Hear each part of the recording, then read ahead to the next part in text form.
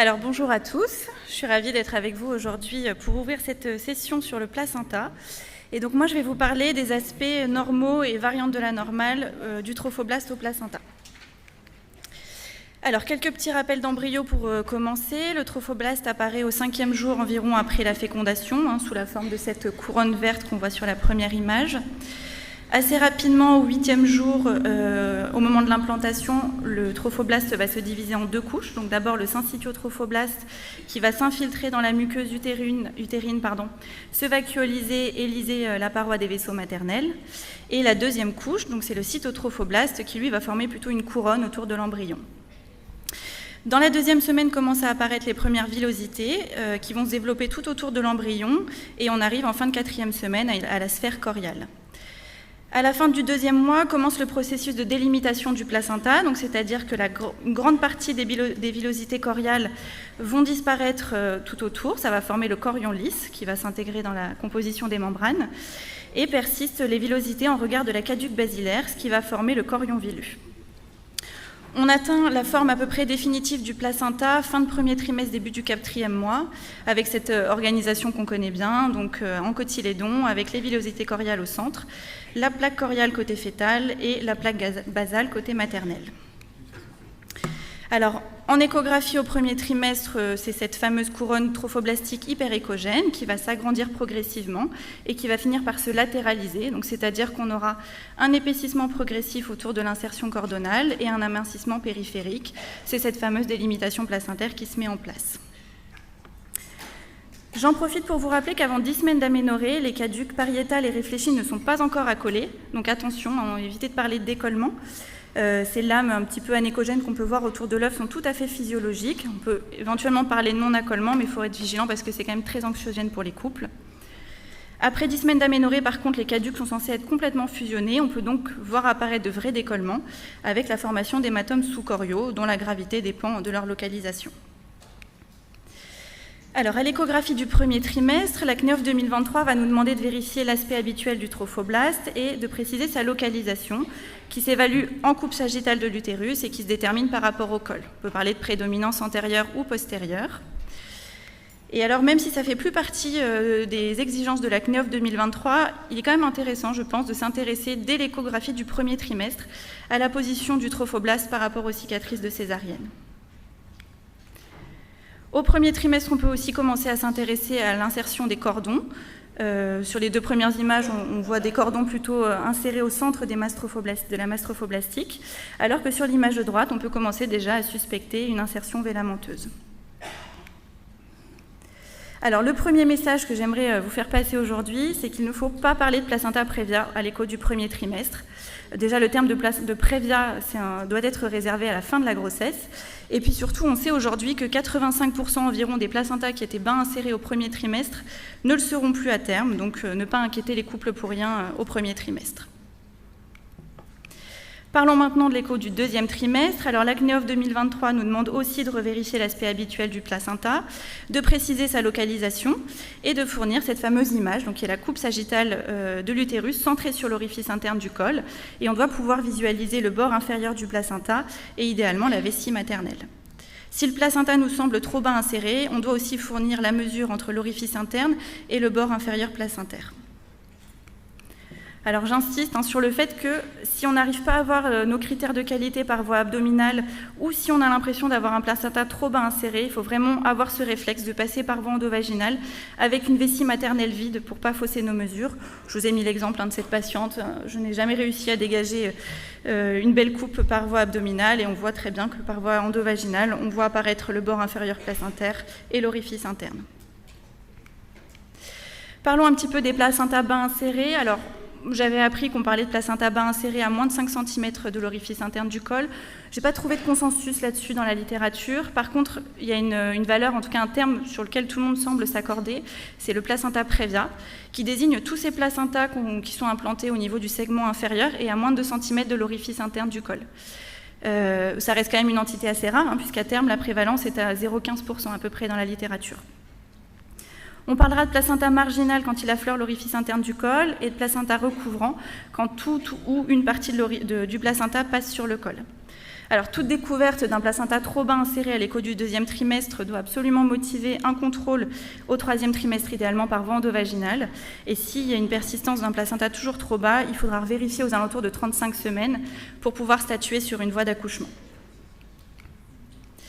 Parlons un petit peu maintenant des aspects échographiques normaux du placenta. Alors, on décrit souvent comme une masse homogène, plutôt hyperéchogène par rapport au myomètre en arrière, et avec des plaques choriales et basales plutôt lisses. Ça, on le retrouve plus fréquemment à l'écho du 2e trimestre. Mais on peut aussi voir apparaître des zones plus hétérogènes de façon tout à fait physiologique au cours de la grossesse. Alors, c'est le cas par exemple des calcifications, cet aspect calcifié de placenta qui avait déjà été très bien décrit par Granum en 1979 avec sa classification qu'on connaît. Alors, quel intérêt en pratique? Moi, j'ai toujours appris qu'on n'en faisait rien de ces calcifications, qu'il n'y avait pas de corrélation entre le degré de maturité placentaire et sa fonction.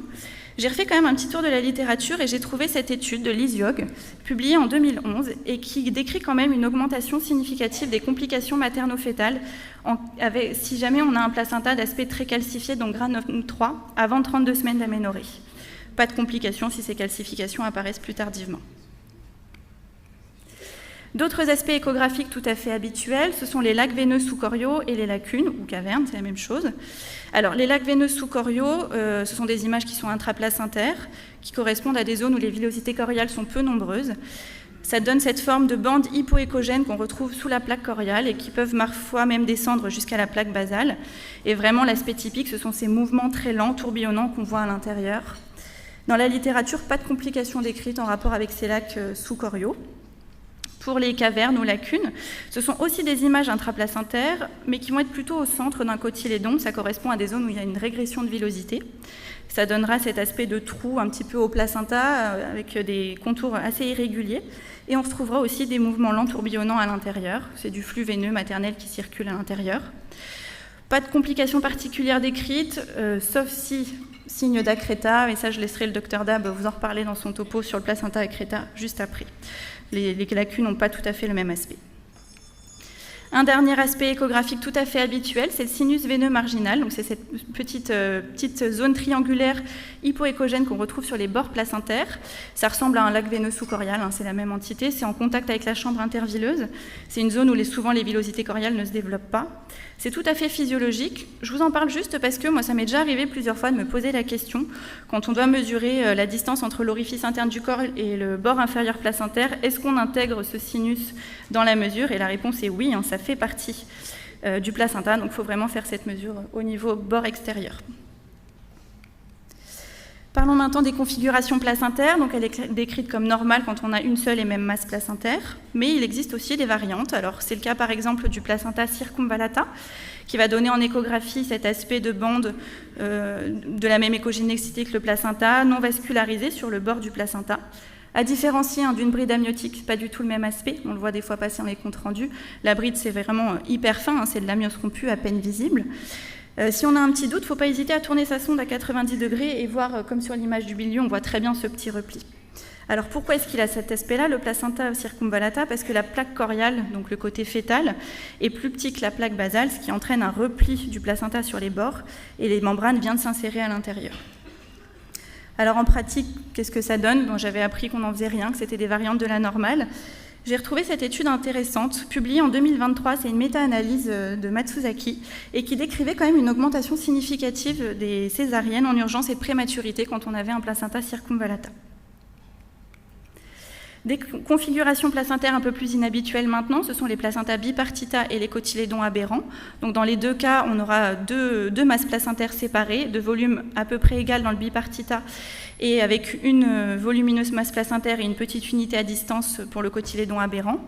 Et dans les deux cas, les deux masses placentaires sont reliées par des vaisseaux qui courent sur les membranes. Alors pourquoi c'est important de les dépister, ces anomalies de configuration? Alors déjà parce qu'à partir du moment où il y a des vaisseaux qui courent sur les membranes, il peut y en avoir dans l'aire de dilatation, donc attention aux vaisseaux prévia. Dans la littérature, on décrit aussi plus fréquemment associées des anomalies d'insertion cordonale. Et j'ai trouvé 2 études publiées toutes les deux en 2023 qui décrivaient aussi une augmentation des risques de prééclampsie quand on avait un placenta bipartita. Alors probablement en lien avec un défaut de placentation associé. Parlons maintenant des insertions cordonales. Donc elles sont normales dans 90 à 93% des cas. On parle d'insertion normale quand elle est soit centrale, soit excentrée, mais à plus de 2 cm du bord placentaire. Et on retrouve aussi des insertions plus inhabituelles. Donc c'est le cas des insertions marginales, à moins de 2 cm du bord, ou alors vélamenteuses, donc complètement sur les membranes, où les vaisseaux du cordon rejoignent le placenta en courant sur les membranes. La prévalence reste assez rare, 1 à 2%. À noter quand même qu'il y a une nette augmentation en cas de grossesse gémellaire, donc être prudent pour les insertions des grossesses gémellaires. Pourquoi c'est intéressant de les dépister? Toujours pareil, il y a des vaisseaux sur les membranes, il peut y avoir des vaisseaux prévia, et dans la littérature, on retrouve plus fréquemment associés des retards de croissance, de la prématurité et des risques de césarienne en urgence. Un petit mot sur l'épaisseur placentaire, on la considère comme normale jusqu'à environ 4 cm, elle va augmenter progressivement tout au long de la grossesse et se stabiliser vers 34 semaines pour réduire tranquillement vers la fin. Et je voulais vous parler aussi de l'espace rétroplacentaire, parce que alors si je pense que le placenta c'est le grand oublié de l'examen morphologique, on oublie encore plus souvent, je pense, de regarder ce qui se passe en arrière du placenta. Et je pense qu'il est quand même intéressant de s'assurer qu'on a toujours quand même un liseré rétroplacentaire régulier et de se poser la question à quoi ressemble mon myomètre en arrière. Alors sans forcément tout de suite parler des signes d'Acreta, je vous ai mis pour exemple sur l'image de droite le placenta chez cette patiente qui était inséré sur un très volumineux fibrome. Et c'est vrai qu'on s'était posé la question pendant la grossesse de la qualité des échanges entre ce placenta et ce myomètre qui n'était pas tout à fait sain. Et c'est un fœtus qui avait présenté une restriction de croissance en fin de grossesse. Alors pour finir, il y a vraiment un message que je veux vous faire passer. Dès qu'on a une situation à risque, un placenta qui n'est pas tout à fait habituel, un placenta trop bas ou une insertion anormale du cordon, il faut vraiment avoir un réflexe. C'est de passer par voie endovaginale et de mettre du Doppler, parce qu'il y a vraiment un risque d'avoir un vaisseau prévia. Et j'insiste sur le fait qu'il faut mettre du Doppler, parce qu'en cas de présentation fœtale très basse, vraiment appliquée sur le col, on peut rater un vaisseau prévia si on n'allume pas son Doppler. La prévalence des vaisseaux prévia reste rare, 0,08% dans la littérature, mais on connaît les risques, la fameuse hémorragie de Benkiser. On a environ 25% fois plus de décès néonatal quand on n'a pas fait le diagnostic en prénatal. Voilà, pour conclure, donc, je veux insister sur le fait que le placenta, ce n'est pas juste un seul cliché, il faut savoir le balayer à tous les termes de la grossesse, particulièrement à T2, je pense. Il y a un vrai enjeu obstétrical à dépister toutes ces anomalies placentaires. Et il ne faut pas hésiter à utiliser la voie endovaginale. Si on a le moindre doute, voilà, on met aussi du Doppler.